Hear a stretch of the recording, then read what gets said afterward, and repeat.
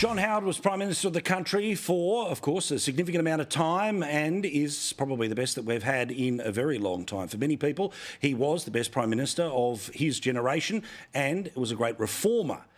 He, of course, is a man who is a conservative and has never hidden it, and he's a man who never holds back. It's always a pleasure to be able to talk to him, and we had a chance to do so a bit earlier today, where I wanted his political judgment about why no has now started to surge forward in the referendum debate.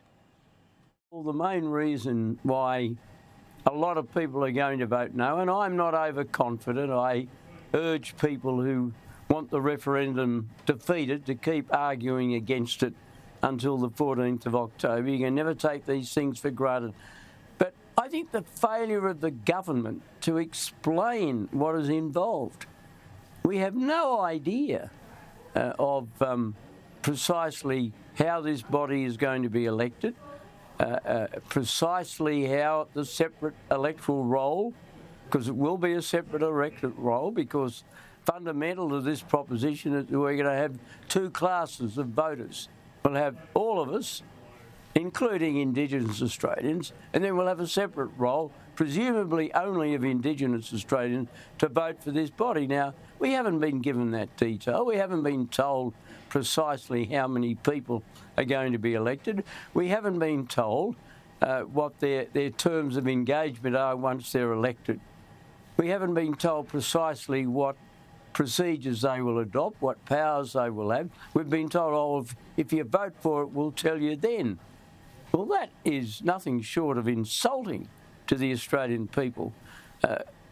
Peter Costello and I, when we launched the GST, we went to enormous trouble to detail what everybody would get or lose or how people would be affected. And we went to the 1998 election with a detailed plan, and I felt as though we were walking on eggshells through the whole of the campaign through fear we got a detail wrong.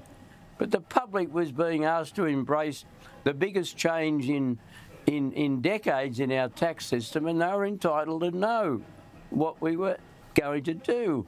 And the same applies. We're adding a new chapter to the Constitution. We're creating a new body, and it will be entrenched in the Constitution, and it will be there until the people vote to remove it. And that's not likely to happen, and they're entitled to know. And it's just verging on insulting and patronising to say, oh, we'll let you know later, don't worry. And when he was asked whether he'd read the full document about the statement from the heart, from Ulru's statement, Anthony Albanese said, oh, why would I do that? Well, heavens above, I've got news for you, Mr Albanese.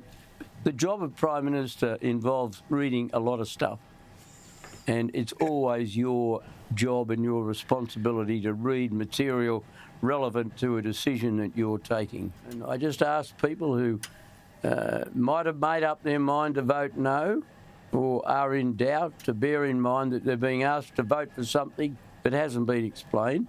They're being asked to create a separate class of citizenship. We already had 11 Indigenous people in the House of Representatives and the Senate.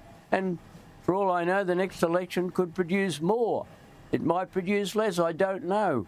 But you can't say that when 11 out of the House of Representatives of 150 and the Senate of, 70-odd, 76, that they're underrepresented. In fact, proportionately, the 11 represents a greater section of the population than those who identify as Indigenous is.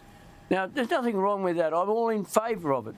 But I want a nation where we're one people, one destiny, one set of laws, one set of responsibility, one set of rights and entitlements. I do not want an Australia which is divided according to race. And whenever you have a separate chamber, available only to people of a certain race and entitled to be selected only by people of a particular race, you are dividing our nation.